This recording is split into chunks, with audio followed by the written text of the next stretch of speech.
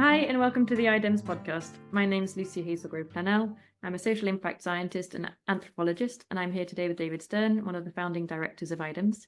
Hi, David. Hi, Lucy. Looking forward to this discussion. What are we going to discuss?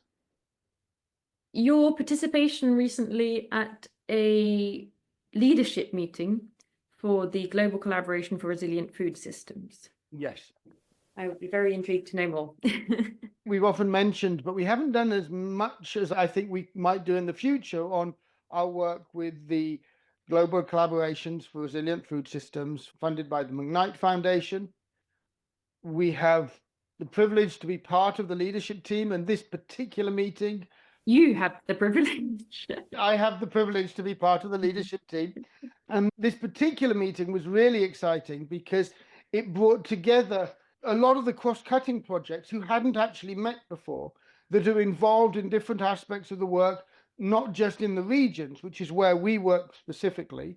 The Global Collaborations for Resilient Food Systems has a Strategy 1 and a Strategy 2. And within Strategy 1, it focuses on 3 regions: East Africa, West Africa, or East and Southern Africa, West Africa, and the Andes. And in each of those regions, it's research projects that are working to progress, let's say, in agroecology, or progress agroecology and sustainable communities. Exactly, related to 3 or 4 target countries. Our particular focus has been on West Africa, and we've done a number of episodes related to bits of this work in West Africa in the past, which has been some of the most inspirational work for me in different ways. Exactly. So I know you really appreciate being part of the leadership team for all of the ideas, which is really why I wanted to have this podcast. But I wanted to know what you've been discussing. What ideas are there at the moment? And I think, are they annual meetings? I think these leadership meetings. These leadership meetings are roughly annual.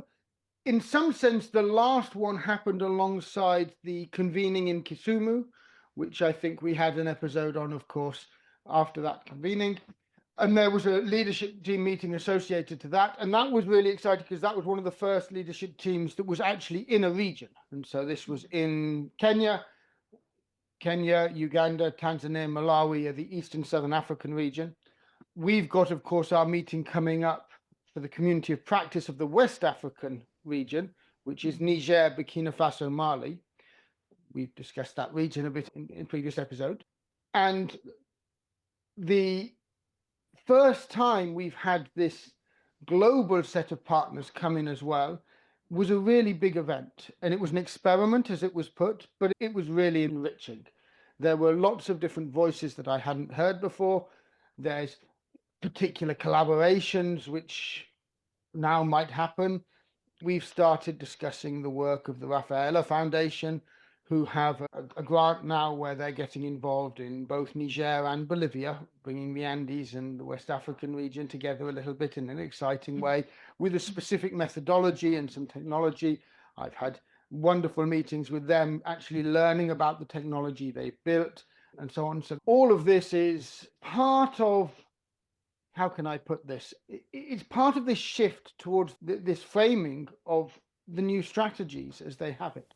Well, exactly. You mentioned they had strategy 1, which was working within regions, but we haven't really discussed what strategy 2 is. Well, we haven't really discussed what strategy 1 is either, but it involves working with the regions. And one of the things I want to be slightly careful of is I'm not best placed to articulate well strategy 1 and strategy 2. I should probably arrange an episode with either Paul or Jane to sort of actually explain strategy 1 and strategy 2, the program as a whole, because it really should be their voice, not mine, describing that. But what I can speak to is the fact that actually the strategy 2 had a whole set of what we call cross-cutting grantees that were not specific to individual regions and that were interested in ideas that were more global in nature. And a big part of the way the program works is this interplay between the local and the global. It's part of what makes, in my experience, this program unique. There's many other aspects that I appreciate. I was going to say, yeah, I can think of lots of other things that you've mentioned previously. Yeah, and one of the things that I found very interesting was that actually a lot of these global partners are involved in big projects which may even have more funding than CRFS. But what I think was so interesting, and what I really took out of the meeting, was that CRFS really has been, over a long period of time, building this thoughtful learning approach of how to actually get this interplay between global and local. And really, this meeting was, for me, it was inspirational because I could really see this new set of grantees that hadn't really interacted in the regions yet, but were having influence in global forums, in global funding flows, and so on. They are relevant to what the local grantees and the local communities of practice are doing. And also, what's coming out of the communities of practice is something which is valued as voices to come out into those global forums. This meeting, that was just a few weeks ago, was the first time that that interplay was very explicit within the program. And it's really highlighting the evolution of this program into a new form. Again, I'm not the one who's best placed to articulate what that new form is. This is something where we really need to get Jane or Paul on a call for this. And they are part of the McKnight Foundation helping manage the CRFS.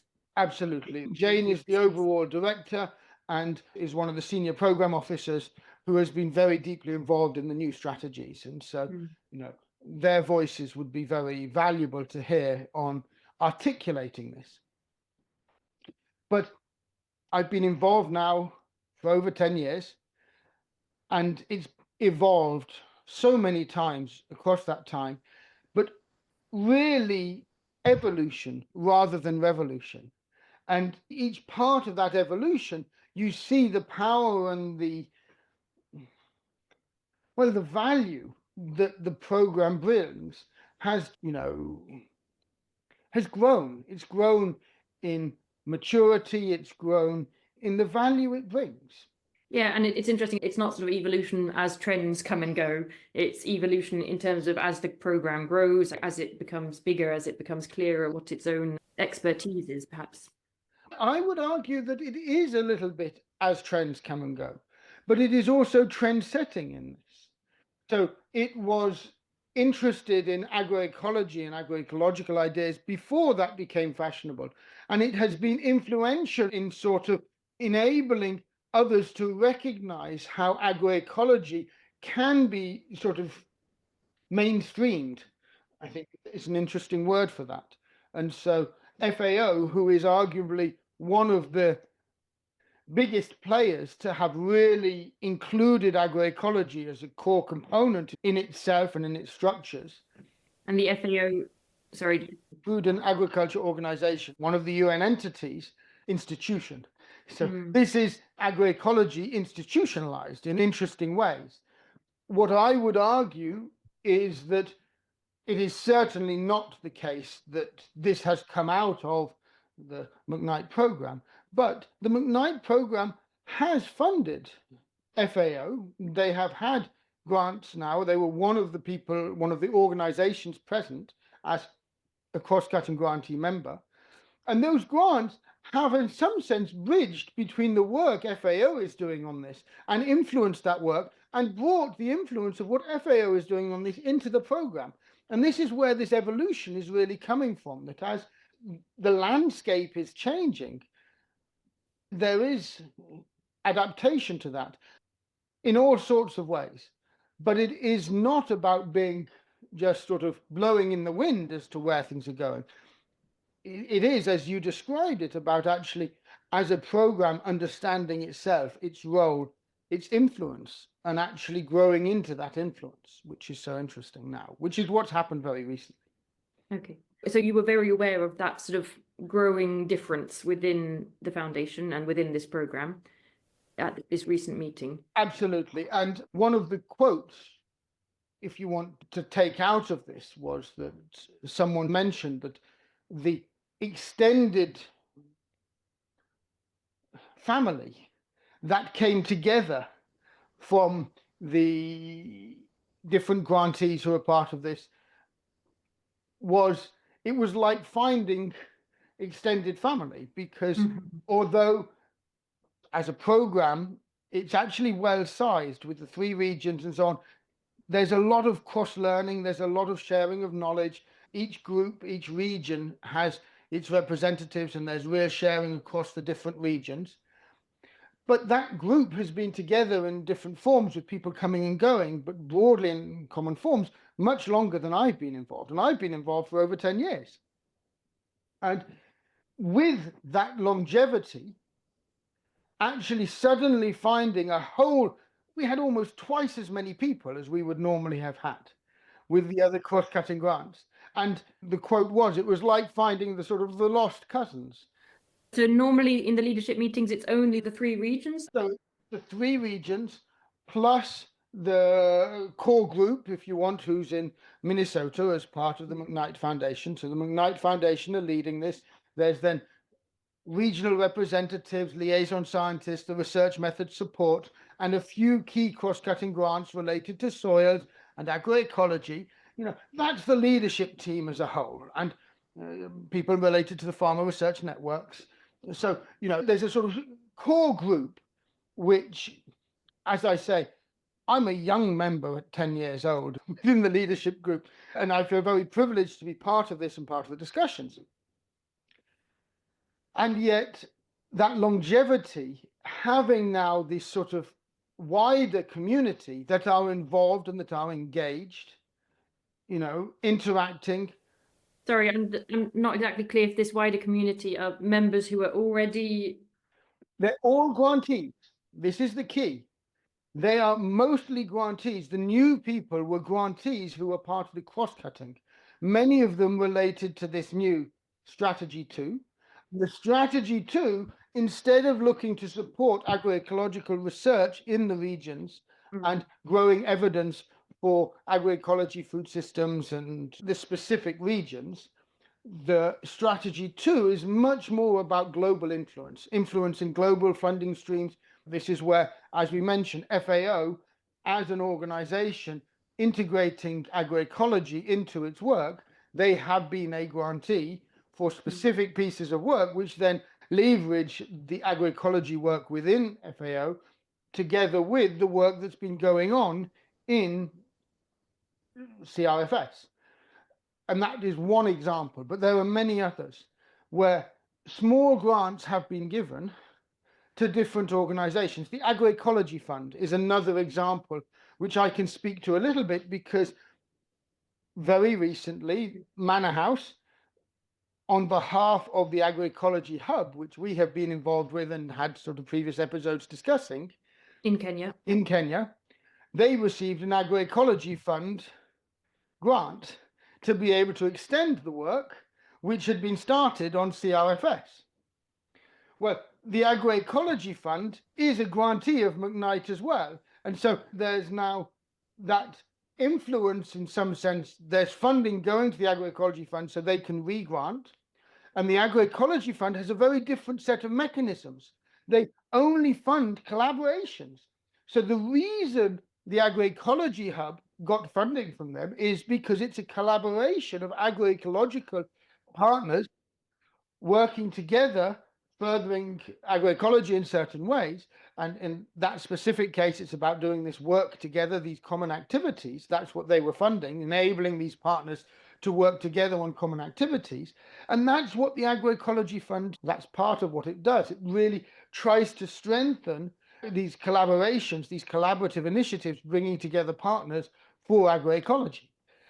Let's go back to the meeting. Let's go back to the meeting. Well, I agree I have deviated, but I deviated with a reason. This is to give a highlight of a few of the other people in the room who represent, each of them was a grantee of McKnight as part of the strategy of furthering agroecology in the global space. Yeah. And I think these interactions between the global space and the partners in the region, like Manor House, now it is exactly this idea of building those synergies but having those synergies built not at the grassroots level. So the A Hub receiving an agroecology fund grant, that's a grassroots level initiative. They got that because there's a grassroots organization doing good agroecology work, and as a collaborative process, they fit in with what agroecology fund funds. But it's also the fact that now at the sort of funding level, the discussions were happening about, well, should we be doing? How should we be making sure that we're supporting grassroots? So you're actually having that sort of those high level discussions as well as the grassroots initiatives, and you're trying to support and balance these. And this space was a very interesting space. It, of course, was not about, well, it was about, I should say, concretely, CRFS. It was about the Global Collaboration for Resilient Food Systems. It was not about a bigger meeting of agroecology and pushing agroecology as an agenda together, because it's smaller than that. But it was at this level of the strategic. So there are actors in this who are doing policy at the UN level, at the national levels, and who are pushing that. And there were people who are doing grassroots work.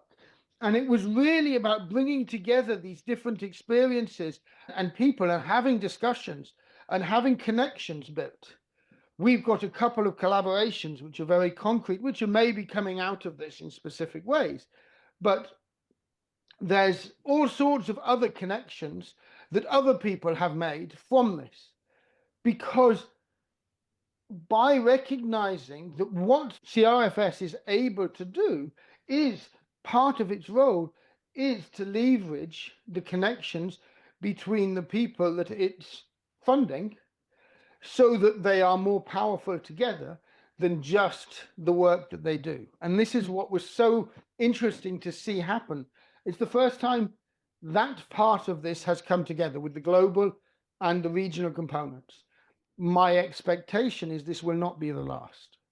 So this is something where I believe that the experiment, from my perspective, and I think for many others, it was a great success. Exactly. So I'm interested to know what, we have the research method support grant, or one half of it. And so I'm interested to know, did you have any learnings, or what does it mean for our role as research method support to these changes? Well, the big thing which we were already doing, and this is the thing, that it's not a big change. None of these meetings are ever revolution. It's all about evolution. We were already, as we've discussed before, having these internship programs, the apprenticeships, the junior fellowships, building capacity in the region, trying to build up the local capacity and have them interacting with us at the sort of global level and support out, having the local global with us representing the global and with our partners on the ground and the team we have on the ground being the local. Interestingly, in this context, I was representing more the local because I have the local knowledge. And so it's really about different bridges, building those bridges. And part of what was discussed was that actually there would be interesting opportunities to sort of extend it a little bit more. There were a few grantees present who were part of the real local work. Oh, how interesting. Just very few. None from the West African region, unfortunately. Oh, that's a shame. But from the Andes, there were a couple, and from the East and Southern Africa, there was one or two. And it was recognized that those voices were really powerful, and that actually in the future, you don't want to swamp it out because it becomes unwieldy, but you do want a few more such voices. So my expectation or my hope is in a future iteration, we might have a couple of the West African grantees there representing the region. We did have, of course, representatives, Batamaka, Samake, and of course the liaison scientist, Bettina, were all there representing the region formally with myself as the research method support. And they tend to have strong voices. All three of them have strong voices in different ways. Bettina is naturally, it seems soft, but it comes through. Very much so. It's impressive. When she speaks, others listen. It's really wonderful.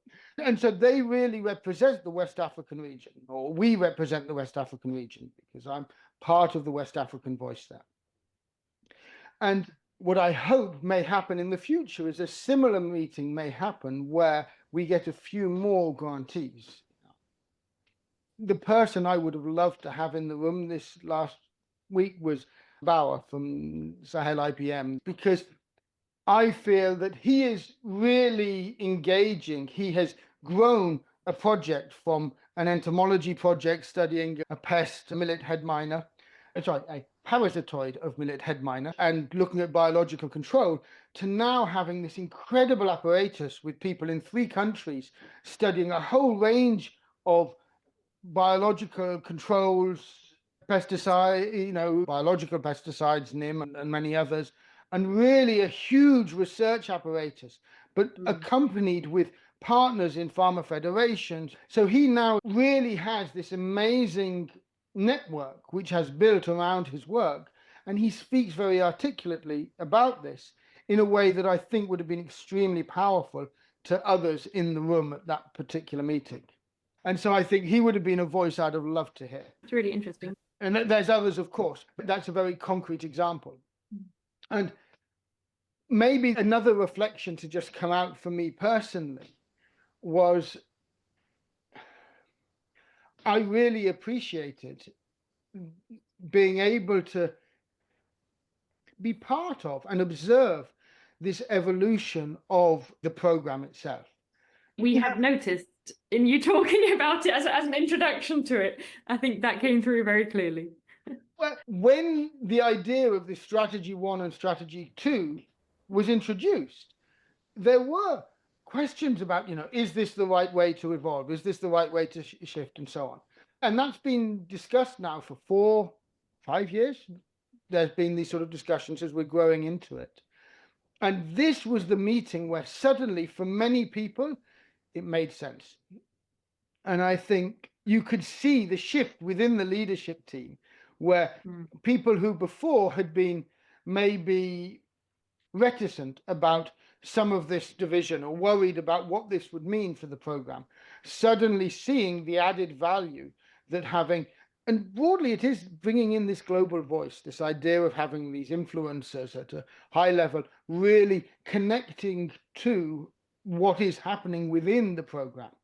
There was a criticism, which was an auto-criticism, I would feel, from within the program, that we were too insular, that we were doing good work, but nobody knew what we were doing, and we weren't influencing what others are doing. And I think this element that now that visibility is increasing and elements of this are being taken by different people, I posed a challenge, which I feel is really central. That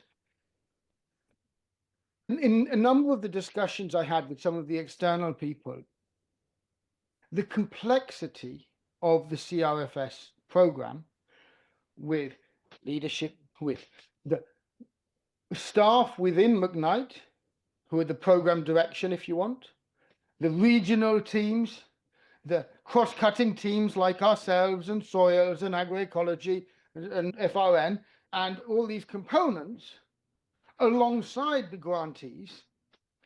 Many from the outside look at this and they don't understand the complexity, and they don't understand the value of the complexity. And there were some instances during the week where, for me, it was really beautiful that actually, confronted to what others were bringing in, that complexity of the program, the value of it really came out strongly. And I'd like to just maybe take one example from the Andes, which I hadn't heard about before. And the full details of it don't matter. But the basic premise was that there was a research grant working with a local partner. And the communication between them, for whatever reasons, broke down. And that community decided or was no longer part of the research they were doing. If they were going to do something, they didn't want to do that research, because that research was actually, it was about zero pesticide use. And they hadn't realized that some of the things they were using counted as pesticide, and they didn't want to stop using those. These were chemical pesticides that they didn't consider as pesticides. So they were happy with the idea of zero pesticide use, but they didn't want to stop using the pesticides that they didn't consider as pesticides. My understanding, very limited, I just heard the story. And so that community sort of stepped back from being part of that project. And what was so fascinating to hear is actually them stepping back from the project was something which, if you think about traditional monitoring and evaluation, this is a failure. This is some of the things which didn't happen, which you'd written into your grant proposal would happen. And so then things needed to change and adapt. And that changing, adapting happened with the regional team in collaboration with them, talking with them. And the regional team then decided, well, we should go and talk to this community that was strong enough in their views and in their what they want to do that they were happy to turn down funding because it didn't align with what they wanted to do. So maybe we should approach them to see, what is it you want to do? And this is where that human connection was then made between the regional team and that community that had stepped down from this other project. And the fact that the personal relationships are so strong meant that this could happen in a way which was very positive. And it's taken about 2 years of discussion because it was a research program, it's not a development program. And so to discuss with that community, well, if you're not interested in being part of that research, are there other things you're interested in doing? Are there other researchers you'd like to work with to be able to understand what's needed in your community?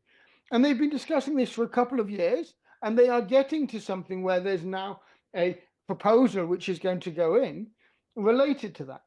And what this highlighted to me, and which I believe, and this is just an example, I can talk to many others within our regions in West Africa or even in East Africa, where similar evolutions have happened with dynamics in the region supported by the fact that it's not just the grantees, it's the grantees with the regional team, with the leadership team, and it's the interactions between them and the tensions between them. I can give instances of where between a grantee and the regional team, there was tension and there was feeling that the grantee wasn't developing, but the leadership team said, no, this is a really strategic partner in other ways. And indeed, over time, they evolved into something else. I can give all sorts of other examples where the complexity of the power dynamics and structures, which are from the outside unnecessarily complex, why don't you just trim this down to make it minimal? Where actually even our roles as support for the research methods, some of the soft things that we've had, which otherwise without which certain grantees may not still be or may not have been able to deliver. Now, a simple example we have from fairly recently is just report writing.